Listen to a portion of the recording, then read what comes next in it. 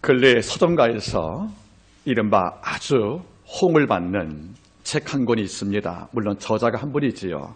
우리가 아는 유발 하랄이라는 히브리 대학교의 그 역사 교수가 쓴 두 책이 아마 서점가를 강타하는 놀라운 폭풍을 일으키고 있다는 것을 우리가 알고 있습니다.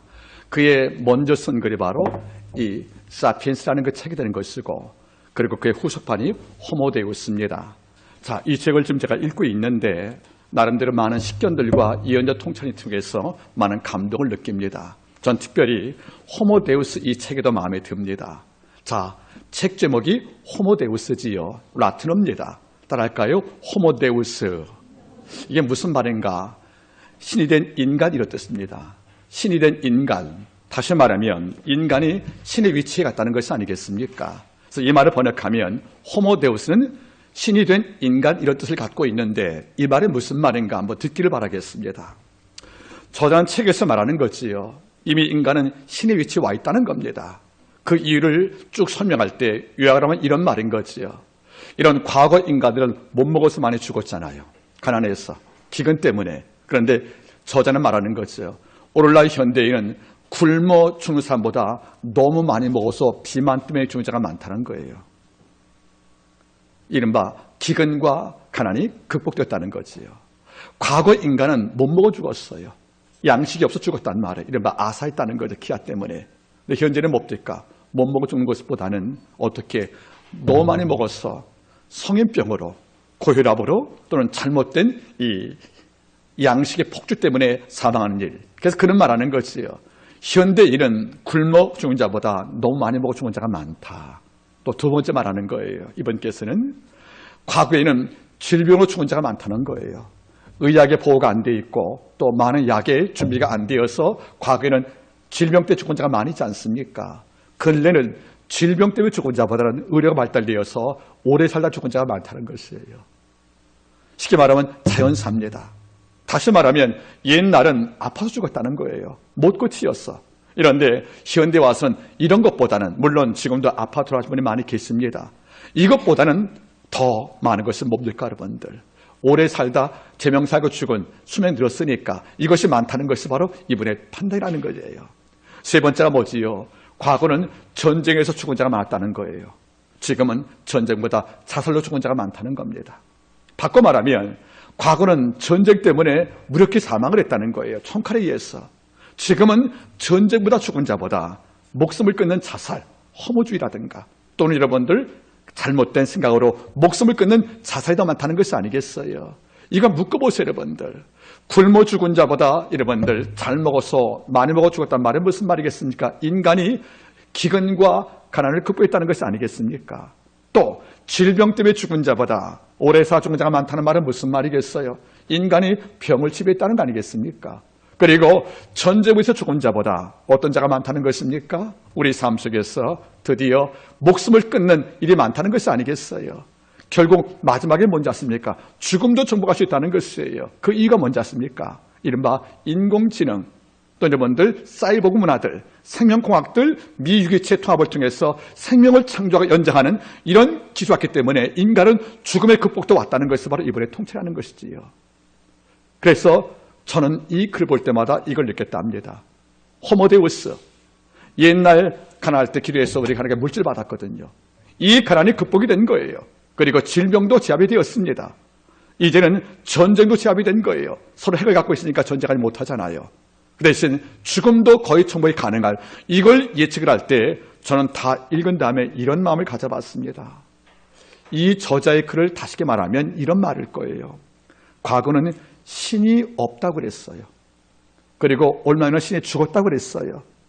이분의 말에 의하면 신이 필요 없다는 거예요. 이해할 수 있겠습니까? 과거는 신이 없다고 부정했잖아요. 신이 어디 있느냐고. 그렇죠? 불가지론 것들 알 수 없다는 것이지 않습니까? 그 다음 뭐죠? 신은 죽었다는 거 아니겠어요? 이런데 이분은 말하는 거죠. 앞으로 신이 필요 없다는 것이에요. 왜? 인간의 생명과학과 인공기능들, 미유체의 분리를 통한 이런 모든 과학의 통해서 인간 복제 가능한 것이니까 우리 영원히 산다는 것이 아니겠어요? 이러니까 과거에 신이 했던 모든 것을 우리가 할 수 있다는 것이 아니겠습니까? 그래서 호모데우스인 거예요. 신이 된 인간. 여러분 두렵지 않습니까?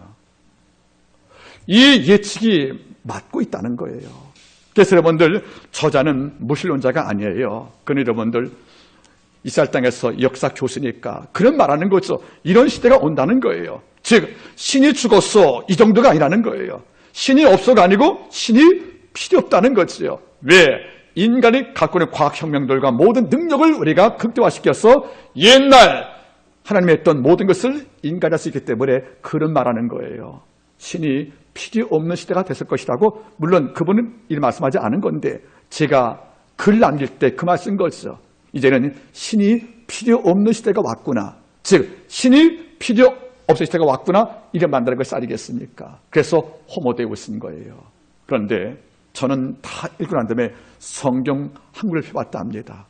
과연 인간이 신의 위치에 올라가서 더 이상 신이 필요 없는 것인가? 그래서 기도할 필요가 없고 신에게 구할 필요가 없는 강자가 된 것인가? 이런 의문 속에서 하나님의 말씀을 하나 읽었습니다. 바로 이사야 42장 3절 말씀이에요. 인간은 호모데우스가 아니라 따라할까요? 인간은 상한 갈대요 꺼져가는 심지에 불과합니다. 이언자 이사가 말하는 거죠.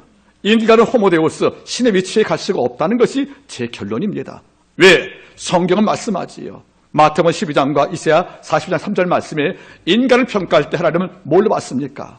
흙으로 지어진 우리인데 아버지의 생을 받아 우리가 생명이 되었지만 우리의 본질이 뭡니까? 우리는 상한 갈대라는 거예요. 원문은 뭡니까? 썩은 갈대라는 뜻이에요. 곧 꺾어집니다. 그리고 꺼져가는 심지입니다. 곧 불길이 끝난다는 거지요. 인간의 유한성, 다시 말하면 우리는 하나님의 도우심이 아니 계시면 이 땅을 살 때 여전히 뭡니까? 우리 상한 갈대라는 것이에요. 우리를 꺼져가는 심지입니다. 다만 파스칼의 말대로 갈대지만 어떤 갈대? 생각할 줄 아는 갈대라는 것이 아니겠습니까? 여러분, 갈대와 심지의 이미지가 뭡니까? 불면 꺼지고 대면 부러지는 약하고 약한, 그리고 무기력한, 더 나아가서는 내 능력을 의지하고 살 수 없을 만큼 의탈의 존재가 사람인 것을 우리가 알 때 우리는 좀 더 겸손하지 않겠습니까? 지금도 인간은 신의 위치에 과학을 올려놓았습니다. 인간의 모든 학문과 모든 과학의 고도화된 기술을 하나님 위치에 올려놓았다는 거 아니겠습니까? 그래서 지금 많은 사람들은 말하는 것입니다. 신이 더 이상은 우리의 필요 없다는 것을 강조하는 것이 그의 내용들인데 저는 여기에 극극으로 반대합니다. 우리는 하나님이 여전히 필요합니다. 그리고 그분은 인간의 발달과 함께 사라질 그런 존재가 아니라는 것입니다. 오늘 저는 이걸 느끼겠습니다. 만약에 하나님께서 더 이상 필요 없는 존재라면 우리는 더 이상 하나님께 기도할 필요가 없다는 겁니다. 인간이 모든 걸 다 하셨다 그러는데, 인간의 과학이 하나님 대신 응답하고 있는데, 우리가 몰라 물었던 모든 내용을 컴퓨터가 답을 주고 있는데 과연 하나님께서 우리에게 필요한 것인가? 이렇게 묻고 있다면 저는 말합니다. 하나님은 여전히 우리에게 하나님이십니다. 그리고 그분은 여전히 우리를 사피엔스든 우리가 호모데우스, 우리가 아무리 말하더라도 하나님 말씀하는 거지요. 넌 내가 볼 때 구속이 필요한, 은혜가 필요한 상한 갈대요 꺼져가는 심지에 불의한 것을 알고 겸손히 하나님께 전심을 구하는 것이 인간의 모습이라고 아버지께서 말씀을 통하여 권고하지 않겠습니까? 아멘. 잊지 마십시오. 저와 여러분이 어떤 위상을 갖고 어떤 능력을 경험해도 우리의 본질은 상한 갈대입니다. 그리고 꺼져간 심지입니다. 상한 갈대기에 보호가 필요한 것이고 꺼져간 심지기에 생명의 기름이 공기 필요한 것이기 때문에 우리가 하나님과 독립을 선언하는 순간 우리는 죽을 수밖에 없는 것이 아니겠습니까? 식민지 모든 국가는 독립이 필요하지만 피조물 인간은 하나님부터 독립을 할 수 없다는 겁니다. 인간에게는 하나님부터 독립선을 할 수 없다는 것을 우리가 알 때 우리의 삶은 좀 더 풍성하지 않겠습니까? 하나님이 정말 필요하다면 우리는 그분께 기도할 자세가 되어있을 필요가 있다는 겁니다. 우리 하나님이 지금도 내 삶을 이끄시는 창조를 믿고 있다면 우리는 기도할 대상이 하나님인 걸 알 것이고 기도의 능력을 믿는 것이 옳지 않겠냐, 그런 말입니다. 이런 까닭에 잊지 마십시오. 기도할 수 있다는 것은, 지금 우리가 하나님께 기도한다는 것은 내가 상한 갈대여 꺼려 심지에게 아버지의 전폭적 압도의 은혜가 필요한 것을 인정하는 성도의 본분임을 우리가 갖고 있다는 것입니다. 이런 까닭에 기도하는 성도는 참 성도입니다. 그리고 기도가 여전히 필요한 걸 아는 성도는 하나님의 권능을 인정하는 겸비한 성도가 아니겠습니까? 여러분, 기도하십니까? 그런데 우리는 힘든 거예요. 기도가 무릎을 꿇고 모든 영적 공간을 다 끊어버리고 골방에 들어가서 단독자 주를 만나 외치는 그 순간이 너무 힘들어서 때로는 기도가 짐처럼 느낄 때가 있다는 겁니다. 무겁고 힘들어요. 그래서 우리는 때로 기도하자 그러면 짐짓듯 우리가 힘들어하는 것이 우리의 모습이 아니겠습니까? 이런 데 잊지 마세요. 기도는 짐이 아니고 짐을 이기는 힘이라는 겁니다. 기도는 짐이 아니고 짐을 제거하는 힘이라는 겁니다. 이른바 딜리버리 옮겨버리는, 그래서 네 짐을 여호와께 맡겨버리라. 그가 너를 붙드시고 의인의 요동함을 영영히 허락지 아니할 것이라고요. 우리가 짐에 눌려 압사하려면 짐을 던져버려야 합니다. 이것은 바로 짐을 던질 때 그 일을 하시는 하나님께 기도한 것밖에 없다는 겁니다. 이런 어느 순간 성령 충만을 잃어버리면 기도가 짐이 되는 거예요. 너무 힘든 거예요. 기도가 노동같이 어려워서 오래 기도할 수 없다는 거예요. 한나는 마음이 괴로울 때 여호와께 기도했다고 그럽니다. 그 기도가 단순한 외침이 아니고 그런 통곡을 했다고 그럽니다. 나중에 선됐다고 그러고 오래 기도했단 말 나오지 않습니까? 여러분, 지금도 기도가 짐같이 무거운 과제로 남아겠습니까? 기도하자 그럼 여러분들 뭔가 마음속에서 힘이 듭니까? 여러분 여쭤볼게요. 기도 없이 어떻게 사세요? 기도 안 하고 내 삶이 얽혀진 실타래 같은 문제를 어떻게 처리할 것이며, 기도 없이 여러분들 내 안 가본 미래에 대한 모든 길을 어떻게 인도받을 확신이 있겠습니까? 기도 없이 여러분들 어떻게 불안한 마음과 두려운 마음을 제압할 수 있겠습니까? 고라 후손이 말하죠. 시편 45절 말씀에 내 영혼아 내가 어찌하여 낭망하며 어찌하여 내 속에서 불안하여 하는고. 자기가 보고 놀란 거예요. 여호와를 섬기다는 자기가 두려움과 낙심 가운데 주저앉고 있거든요. 그때 여러분들 고라 후손이 그런 말 뭐라 하기도 합니까? 너는 하나님을 바라라. 나는 내 얼굴을 도우시는 여호와를 인하여 오히려 찬송하리로다. 여러분, 하나님을 바란다는 말이 뭐예요? 그분께 기도했다는 것이 아니겠습니까? 여러분 여쭤보지요. 기도하는 것이 이렇게 힘드십니까? 기도하는 게 여러분들 부담스럽습니까? 기도가 여러분들 짐으로 여겨지십니까? 이건 여러분들 슬픈 일입니다. 우리 아버지가 기도의 방법을 통해서 우리의 짐을 제거하시고 기도를 통해서 하나님께서 일하시고 더 나아가 기도할 때 아버지가 동일하게 움직이시는, 그래서 우리의 기도와 아버지의 능력을 만나는 공간이 바로 무릎인데, 우리가 기도를 짐으로 알고 부담을 느낀다면 아버지는 일하고 싶으시어도 스스로 그 일을 멈출 수밖에 없는 것이 아니겠냐는 것이에요. 여러분들, 기도하지 않으면 아무 일도 일어나지 않습니다. 그러나 기도하면 우연같이 보낼 일이 많이 벌어집니다. 사실은 하나님의 일하시는 것이 아니겠습니까? 기도가 짐으로 여기는 분들, 오늘 말씀을 통해서 힘을 얻기를 부탁을 드리겠습니다. 본문의 주인공은 여호사밧이에요. 그의 아버지가 아사입니다. 아사가 어떤 종이었습니까? 역대하 14장에서 구스의 100만 군대. 구스가 뭐죠, 여러분들? 이디오피아. 그 아래에서 올라온 거예요. 100만 군대가. 이런 100만 군대의 위상이 얼마나 클까? 대한민국 전체 병력 합쳐도 100만이 안 됩니다. 100만 군대와 병거 300승. 이른바 전차부대가 300승이라는 것은 무슨 말이에요? 이건 극대화된 전력을 말하는 거예요. 극대화된 군사력을. 이걸로 여러분들 올라왔을 경우에 아사왕이 뭐 했습니까? 마물의 골짜기에서 아사왕이 이런 기도 안 했습니까? 하나님이여, 강한 자와 약한 자 사이에 주밖에 도울 리가 없사오니 여호와여 나를 도우소서. 나는 주의 이름을 의지하오니 사람으로 주를 이기지 못하게 하옵소서. 오직 하나님을 의지해서 강한 자와 그와 약한 자 내가 싸울 때 난 이길 수가 없거든요. 그런데 강한 자와 약한 자 사이에 주밖에 도울 리가 없다고 고백할 때 아버지가 이걸 들으시고 하나님을 오직 당신의 도움을 삼을 때 하나님 말씀 뭐죠?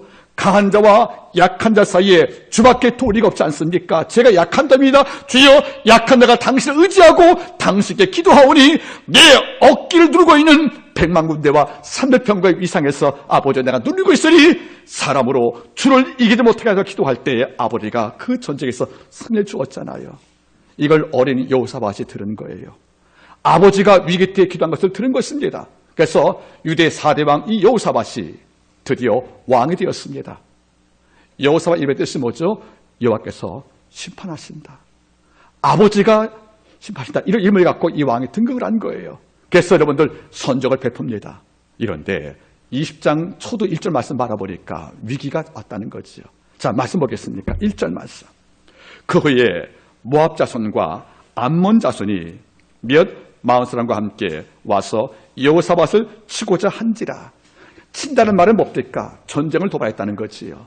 자, 마흔과 암몬 족속들, 또 여러분들 모압 땅에는 이스라엘의 동쪽에 있는 여러분들 광야 백성들이에요. 그는 유목인들이거든요. 농사 백성이 아니란 말이에요. 그러니까 유목인은 보통 양을 키우기도 하고 말을 탄다는 거죠. 그러니까 이른바 기수, 말을 타는 아주 능숙한 기수 있는 거란 말이에요. 기동력이 강하지요. 이런데 암몬과 모압이 손을 잡고 나서 농지가 풍부한 여호사밧 땅을 노리고자 들여 침공을 한 거죠. 양심 문제 때문에 온 겁니다. 그러면 말을 몰고 오는 이른바 기동대 같은 이런 군대와 싸울 때 농사를 짓고 있던 여호사밧 군대는 여러분들 싸움에서 냉정히 따지면 여러분들 이길 확률이 없다는 거죠. 드디어 영적 위기가 왔다는 겁니다. 여러분 어때요? 모압과 마온 족속이 한순간에 기습을 해서 우리의 영토에 침공을 했다. 냉정히 따지면 치웠다는 말은 무슨 말이겠습니까? 우리를 꺾고 나서 모든 것을 앗아간다는 것이 아니겠어요? 모든 걸 빼앗길 수밖에 없는 절대 위기 속에서 이 여호사밧은 뭘 떠오릅니까? 100만 군대와 싸웠던 내 아버지 아사 왕의 그 영적 전투를 밟아가는 거예요. 우리 아버지가 이 위기를 어떻게 이겼지? 우리 아버지 기도했잖아. 이 순간 이 여호사밧은 2절 말씀에서 이렇게 선포합니다. 20장 2절 말씀. 혹이 와서 여호사밧에게 고하여 가로되 큰 무리가 바다 저편 아람에게서 왕을 치러 오는데 이제 하사손 다말 곧 엔게디에 있나이다. 엔게디가 어디냐면 이스라엘 국경 땅에 있는 사막이에요. 그러니까 100m만 들어오면 이스라엘 땅이라는 거죠. 냉정히 따지면 이제 국경을 넘게 직진하는 것이지요. 그럼 여러분들 감당할 수 없다는 겁니다. 즉 저게 바로 우리 진지의 문 앞에 있다는 것이에요. 이럴 때 이런 절대 위기 속에서 이 여호사밧이 뭐를 택합니까? 3절 말씀 보시기 바랍니까? 여호사밧이 두려웠다는 것은 맞아요. 우리가 두렵지 않을 수가 없다는 거지요. 우리가 영적인 강심장을 가려도 내 아이가 아프다 두려운 거예요. 우리가 매일 기도해도 내 삶에 어떤 문제가 온다 두려운 것은 맞다는 거지요. 우리가 두려워하는 감정을 갖는 것은 여러분들 큰 잘못이 아닙니다. 다만 이 두려움이 그 염려가 내 삶 전부를 삼키지 못하게 하는 것이 우리 의무가 아니겠습니까? 여러분 두려울 때 어떻게 하십니까? 여러분 두려울 때 위기 때 어떻게 하십니까? 정말 코앞에 훈련된 군사가 기습을 한 거예요. 이런데 한 국가 아니에요. 세 국가입니다. 암몬과 모압과 마온 족속이요. 다시 말하면 서로 다른 민족이 하나가 되어서 내 민족을 칠 때 3대1의 싸움인데 이 싸움은 변법 하실 때도 우리가 유리할 게 아무것도 없다는 거지요. 다만 우리는 뭡니까? 더 나가서 전쟁을 대비할 준비도 안 됐다는 거예요. 이 위기 앞에서 이 왕은 두려웠답니다. 여러분 두려울 수 있습니다. 우리가 마음에 떨릴 수 있다는 거죠. 우리가 순간 낙심할 수 있다는 겁니다. 한숨 쉴 수 있다는 거예요. 그러나 두려움만 갖고 살지 않다는 거죠. 두려움이 왔을 경우에 그럼 제일 먼저 어떻게 하는 것입니까? 자 보십시오. 3절 말씀. 여호사밧이 두려워하여 여호와께로 낯을 향하여 간구하고 여호와께 낯을 향하여 간구하고. 여러분 여호와께서 얼굴이 있겠습니까? 사실은 장로님 하나님께서는 쌍꺼풀이 있어요 없어요? 있을까요? 어떻게 있어 보셨어요? 저 오늘 놀랐습니다. 별거 다 보시네. 자 보세요. 여호와의 낯한 말이 뭐죠? 이 얼굴은 아버지의 긍휼을 말하는 것이고 아버지의 존재를 말하는 거잖아요. 여호와께 낯을 했던 말이 뭐죠? 하나님을 바라봤다는 거잖아요. 그렇죠? 즉 내 고개를, 내 방향을, 내 삶의 길을, 내가 이 문제를 해결하기 위한 내 선택을 여호와 얼굴이 다른 것이 아닌 여호와의 낯을 향하여 간구하고, 즉 하나님의 얼굴이 설사 형체를 안 보일지라도 지금 와 계시고 하늘 보좌에서 날 지켜보시고 내 기도에 귀를 기울일 그분의 보좌 앞에 내 전심을 다하여서 그의 낯을 향하여 간구했다고 성경 말하는 겁니다. 아멘. 잊지 마십시오. 두려울 때 우리의 얼굴과 우리의 시선이 하나님께 하는 겁니다. 우리 하나님께서 이미 이 사건을 이미 보고 계시고 이 사건을 관찰하시고 이 사건을 아버지가 주목하지 않습니까? 우리가 어떤 문제가 벌어지고 위기 올 경우에 아버지는 날 지켜보십니다. 우리가 뭘 택할지를. 이럴 때 우리 얼굴이 나를 지켜보는 그의 낯을 바라보지 아니하고 다른 데 바라볼 때는 아버지는 끊임없이 침묵할 수밖에 없다는 것입니다. 내가 여호와의 낯을 바라볼 때 여호와의 낯은 빛을 발하여 내 삶 속에 당신 방법으로 역사하는 것이 아니겠냐, 그런 말이에요. 한나가 자식을 낳지 못했답니다. 미래가 없는 것이고 현재 남편에게 사랑을 빼앗긴 거예요. 부인 나에게. 이럴 때 그 여인이 한 말이 뭡니까? 실로까지 올라가서 여호와께 눈물로 기도할 때 이걸 오해했던 엘리는 여자가 술에 취해서 여러분들 취중 주사한 줄 알았단 말이에요.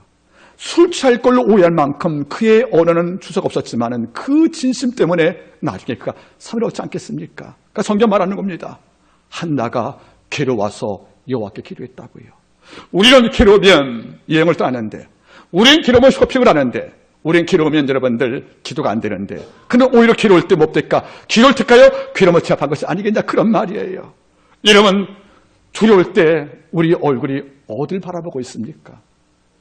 땅을 바라보고 한숨을 쉽니까? 동서섬 바라볼 수 없어 육체의 도움을 구하고 있습니까? 그건 그 다음 문제지요. 여호와께서 아사왕을 지켜보고 그 아들 여호사밧을 지켜봤을 경우에 공통점이 하나가 있는 거예요. 그 아버지의 그 아들이 있습니다. 그가 두려울 때 아버지도 골짜기에서 기도하는 아사왕을 봤던 것이고요. 여호사밧도 두려울 때 그 여호와의 낯을 구하여 간구했다고 말합니다. 원문 자체가 뭡니까? 통곡함이 엎드렸다, 그런 말인 거예요. 전 여러분이 그렇습니다. 군대가 쳐들어오니까 우리는 기도할 대신 이렇게 말하는 거죠. 왜 아버지 군대가 쳐들어오게 했습니까? 왜 그거밖에 안 됐습니까? 이러지 말라는 거예요. 군대가 쳐들어와서 내가 죽으면 우리의 선택이 뭡니까? 첫 번째 선택이 여호와의 낯을 구하여 간구하기를 바랍니다. 우리가 여호와의 낯을 구하여 주를 향하여 내 시를 집중할 때 이미 아버지는 일하기 시작하신 것입니다. 이럴 때 뭡니까? 우리는 그때마다 두려워 죽겠어, 기도도 안 돼, 이렇게 머무르면 우리 삶 속에 길을 만들 수가 없다는 거예요. 그래서 여러분들 이걸 마친 다음에 여호사밧은 겸산 중이었습니다. 그 다음에 백성한테 부탁을 합니다. 3절, 여호사밧이 두려워하여 여호와께로 낯을 향하여 간구하고 온 유다 백성에게 금식하라 공포하며. 어찌 보면 여러분들 무리한 요구일지 몰라요. 이 백성은 여러분들 밭에 가는 농부들이에요. 고기 잡는 어부란 말이지요. 이런 자에게 금식을 요구한다는 것은 양식을 먹지 말란 말 아니겠습니까? 무슨 기력으로 일할 수 있겠습니까? 그런데 이 왕은 부탁을 한 거예요. 날 위해서 금식할 수 있겠느냐고. 나라가 어려울 때 왕과 군대에게 민족을 맡기지 말고 너희가 생업해서 금식을 하며 네가 일터에서 일한다면 너희의 금식과 내 기도와 군사의 모든 병력이 합하여서 우리를 위협하는 이 적을 이길 수 있다고 이 왕은 믿은 것이 아니겠습니까? 이른바 영적인 조력자를 구했다는 것이 아니겠어요? 백성이 금식을 했다는 겁니다. 아멘. 여러분 어떻습니까? 제가 휴일날 말씀을 증거할 때 기억나지요. 우리의 기도가 나라는, 우리 집이라는, 내 사업자는 문턱을 넘어서 그의 나라와 의까지 구할 때 아버지가 모든 걸 도와신다고요. 물론 우리가 급하니까 내 문제가 와도 여러분들 절박할 수밖에 없는 걸 압니다. 그러나 우리가 일평생 살면서 나라는 공간에서만 기도가 멈춰서 내 기도 외에는 아무것도 할 수 없다고 생각한다면 우리 아버지가 그대의 눈물의 결정에서 누굴 돕고 싶은데 그런 은총기를 우리가 박탈할 때 아버지가 마음이 아프지 않겠습니까? 아멘. 우리가 왜 평안을 빕니까? 그 평안이 내게 온다는 것이에요. 아멘. 우리가 비로소 왕이 기도하는구나, 우리는 일하자, 이런 문제가 아니지요. 백성이여 날 위해 금식을 해주십시오. 아멘. 이 나라 위해서 금식을 해준다면 당신의 금식이 전쟁을 나갈 군사의 칼보다 강합니다. 이것이 그 왕의 판단 아니겠냐는 거예요. 아멘. 여러분들 물론 금식은 어렵답니다. 금식은 쉬운 문제가 아닐 거예요. 그래 어떤 겨울은 금식을 할 때가 있다는 겁니다. 그럴 때 여러분들 같이 영으로 금식할 때 아버지 기뻐하지 않겠습니까? 그래서 이 왕은 뭡니까? 가장 어려울 때 기도가 그의 첫 번째 선택에 따른 겁니다. 그리고 백성한테 금식을 부탁해서 영적 주력을 구할 때 아버지는 이 전쟁에서 이길 준비를 이미 하고 계신 것이 아니겠습니까? 이런 다음에 이 백성을 다 광장에 모아서 드디어 이 여호사밧이 백성과 함께 기도를 드립니다. 보시겠습니까? 20장 4절, 유다 사람이 여호와께 도심을 구하려 하여 유다 모든 성읍에서 모여와서 여호와께 간구했다. 전 여기서 모여왔다는 말이 참 중요합니다. 여러분, 모여왔다는 말은 생업을 접었다는 거잖아요. 그죠? 모여왔다는 말은 뭡니까? 한 공간에 모두 출석했다는 것이 아니겠어요? 여러분, 나 생업이 있잖아요. 내가 할 일 있지 않습니까? 이걸 접어두고 모여와서 여호와께 도심을 구하려고 간구했단 말은 무슨 말이겠습니까? 마음을 같이 해주었다는 거예요. 여러분, 따라하겠습니까? 그 사랑이란 그 누구의 곁이 되어주는 것이다. 누구의 무엇이 되는 것입니까? 곁이 되어준단 말이에요. 여러분, 무슨 말입니까? 국가가 전쟁하는데 백성 놀러 갈 수 있겠습니까? 왕이 금식할 때 백성은 잔치할 수 있겠습니까? 그걸 탓할 수 없지만 그게 옳은 건 아니지 않습니까? 이 왕이 전쟁을 앞두고 군사들이 창을 준비할 때 일반 백성은 나 싸울 줄도 모르는데 나는 밭을 나가야 되는데 이런 이유 때문에 여러분들 그 왕과 군사 다르게 산다는 것은 무슨 말이겠습니까? 슬픈 일 아니겠습니까?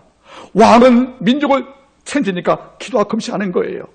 군사는 여러분들 나라를 지키는 방위병이니까 싸울 수밖에 없겠습니까? 이렇다고 많은 백성들은 나는 상관없어 이런 무관심이 아니라 이 백성도 금식을 하면서 왕이 있는 공간에 다 모여서 함께 기도할 때 기도하는 왕과 군사의 곁이 되어주었다는 거예요. 저는 주례할 때 꼭 하는 말이 있거든요. 남편과 아내요, 서로에게 위로를 주지 말라는 거예요. 곁을 비지 말라는 거예요. 곁을 아플 때 힘들 때는 곁을 비워주면 안 되는 거란 말이에요. 그렇죠? 곁이 된다는 말이 뭡니까? 일심과 동체가 되는 것이 아니겠냐는 거예요. 전 이 모습을 그리면 너무도 아름다운 거예요. 정말 허름한 옷을 입고 고기 잡던 어부가 금을 내려놓고 다 왕이 사는 그 마당까지 온 거예요. 왕이요, 난 어부입니다. 난 농부입니다. 나는 못 배운 땅 파는 여러분들 이른바 아말렉이요, 첨입니다. 하지만 제가 한마디 기도를 토하면 왕도 도움되겠습니까? 못 배운 내가, 가진 것 없는 내가, 신분출한 내가 여기 와서 함께 기도하면 내 기도 한 줄이 당신 군사력과 당신 기도에 도움되겠습니까? 이런 곁을 마음으로 함께 모일 경우에 그 역사가 아버지가 광대한 것이 아니겠냐는 거예요. 내가 나 하나쯤이야 하지 말란 말이에요. 내 하나가 얼마나 큰데요. 내가 하나쯤 빠진다고 뭐 어렵겠는가 이러지 말라는 것이에요. 여러분, 하나의 도움이 무슨 말이겠습니까? 여러분, 제가 쓴 글이 나오지 않습니까? 따라할까요? 거미줄도 연합하면 사자를 묶을 수 있습니다. 거미줄 하나가 사자 어떻게 묶어요, 여러분들? 거미줄도 연합하면 뭘 묶어요? 사자를 묶겠다는 거죠, 여러분들. 이게 뭔지 아십니까? 당신은 왕이니까 당연히 기도한 거 아닙니까? 난 내일 하겠어. 이런 분리가 아니라는 겁니다. 내가 비록 농부지만, 내가 못 배운 여러분들 광부지만, 내가 연약한 아낙네지만은 내가 당신을 기도할 때 함께 모여 한마디 기도 거두어주면 내 한마디 기도가 당신에게 담대함을, 우리 군사에게 용기를, 그리고 아버지의 능력을 끌어오는 위대한 힘 될 수 있겠습니까? 하고 여호사밧과 군사의 기도에 내 기도 하나 얹을 수 있는 이런 영혼의 협조가 이렇게 아름답다는 것이 아니겠어요? 이러니까 여호사밧이 너무도 고마웠다는 거예요. 그래서 여러분들 그를 다 듣게 기도합니다. 자, 기도가 나오죠, 여러분들. 6절부터 12절이 기도한 거예요. 먼저 여러분 잘 보겠습니까? 6절 말씀은 하나님께 호소합니다. 우리 열조 하나님 여호와여, 주는 하늘에서 하나님이 아니시나이까? 이방 사람의 모든 나라를 다스리지 아니하십니까? 주의 손에 권세와 능력이 싸우니 능히 막을 수 있겠습니까? 하고 신앙을 고백하는 거예요. 하나님 어떤 분이시냐? 하늘에 계셔서 이 땅을 통치하시고 대적을 제거하시고 대적이 역사할 때 아버지가 막으시면 이 막음을 이길 자가 없다고 아버지의 전능성을 모든 성도에게 기도로 표현한다는 거지요. 여러분 어떻습니까? 주께서는 모든 대적을 막으시는 능력자가 고백하는 것이 아니겠어요? 전 이 기도가 너무 좋은 거예요. 이거 고백인 동시에 기도가 됩니다. 우리 열조의 하나님이여, 주는 하늘에서 하나님이 아니십니까? 이방 사람의 모든 나라를 당신이 다스리지 않습니까? 주의 손에 권세와 능력이 있는데 능히 막을 사람이 누가 있겠습니까? 하고 아버지의 전능적 권력을 기도하시면서 백성에게 다 듣겠다는 거지요. 여러분, 이 믿음이 귀한 거예요.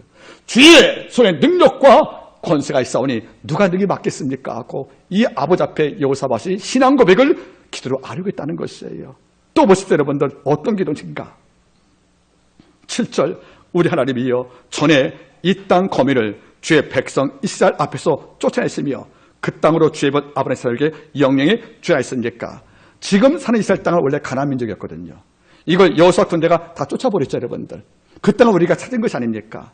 전에 여호와께서 이 땅을, 있던 백성을 다 몰아내시고 이 땅을 내게 충분히 요하시기 때문에 이 땅은 우리 것입니다. 이 땅은 누가 뺏겠습니까? 하고 땅을 주신 여호와 앞에서 보를 기도한 기도가 또 나왔다는 거지요. 자, 또 보십시오, 여러분들. 이제는 쭉 나오시면 8절 말씀부터 11절 말씀은 솔로몬이 성전 지을 때 한 기도거든요. 그때 솔로몬의 기도가 이런 말이 나오거든요. 9절 말씀. 만일 재앙이나 난리나 견책이나 온역이나 기근이 우리에게 임하면 주의 이름이 이 전 성전에 있으니 우리가 이 성전 앞과 주의 앞에서 서서 이 환난 가운데 주께 부르짖은즉 들으시고 구원하시리라 하셨나이다. 솔로몬이 성전 복원할 때 한 기도거든요. 이걸 기억한 거예요, 여호사밧이. 하나님이요, 이전에 하나님께서 와 계시다면서요. 그러면 우리가 기근 만날 때, 온역을 만날 때, 전쟁을 당할 때, 환난 당할 때 이 전에서 기도하면 아버지가 들으시고 이 모든 환난 가운데 건진다고 아버지에게 약속을 주었지 않습니까? 하고 솔로몬의 기도의 응답을 지금 여호사밧이 말하면서 하나님께 지금 호소하는 거예요. 우리가 교회 안에서 환난 당할 때 기도하면 아버지가 모든 환난 가운데 날 건지다가 아버지가 약속을 주었으니까 전 이걸 먹고 기도한다고 하나님을 설득하는 것이 바로 오늘 이 중에 기도하는 것이 아니겠습니까? 솔로몬 성전 지을 때 주가 말씀했거든요. 이전에 내 눈과 마음을 두었다고요.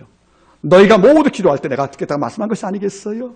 이러고 마지막 12에서 여호사밧의 진심이 등장합니다. 12절. 우리 하나님이여 저희를 징벌하지 아니하시나이까? 우리를 치러오는 이 큰 무리를 우리가 데려갈 능력이 없고 어떻게 할 줄도 알지 못하였고 오직 주만 바라보나이다. 아멘. 따라할까요? 오직 주만 바라보나이다. 남들 들 때는 이런 무책임한 왕이 어디 있겠어요, 여러분들. 싸울 준비도 않고 주만 바라본대요. 그런데 여러분들, 이게 하나님이 일하는 근거라는 거죠. 그는 뭡니까? 우리는 호모데우스가 아니에요. 우리는 신이 아니에요. 내 먼저 혼자 처리할 만한 능력이 없다는 거지요. 우리는 상한 갈 때에요, 아버지의 위로가 필요한 중이에요. 치유가, 간호가. 우리는 심진데 꺼져갑니다. 기름이 필요한 중이 아니겠습니까? 이걸 알고 하는 말이 뭐죠? 나는 이 모든 대적을 칠 능력도 없습니다. 이런 까닭에 나는 주를 바라본다고요. 하고 오직 주 앞에 희망과 답을 구했다는 것이 아니겠어요? 다니엘서 3장을 바라보시면 느부갓네살 왕이 두레 평지에 신상을 세웠어요. 그리고 사드락 메삭 아벤느고에게 끌고 와서 신상한테 절하고 명령합니다. 이것을 거부하니까 권위에 상처 입었던 느부갓네살 왕이 풀무 용화노불을 몇 배로 두겠다는 거죠. 평소보다 7배를 두겠다는 거예요. 그리고 여기 던져버리겠으니까 죽기 싫으면, 풀무에서 타죽기 싫으면 네가 내 신상에 절해할 때. 다니엘 3장, 여러분들 16절 이하 말씀에 어떤 말씀이 있습니까, 여러분들? 이 풀무에 들어가면 너는 죽는다 하고 이 왕이 협박을 하는 거예요. 실제로 여러분들 죽이려 마음 먹은 거 아니겠습니까? 이런데 오직 주를 바라봤던 사드락 메삭 아벤느고가 하는 말이 뭐죠? 왕한테 이렇게 말대꾸랍니다.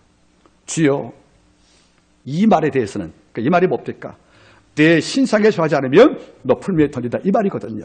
이 말에 대해서는 우리가 당신께 드릴 말이 없다는 거지요. 그 다음 말이 뭡니까, 여러분들? 정말 그렇게 하신다면, 우리 던진다면, 그 다음 말이 중요합니다. 우리가 섬기는 우리 하나님이, 우리란 말이 나와요. 우리가 섬기는 우리 하나님이 우리를 극렬히 타는 풀무에서 건지실 것이요.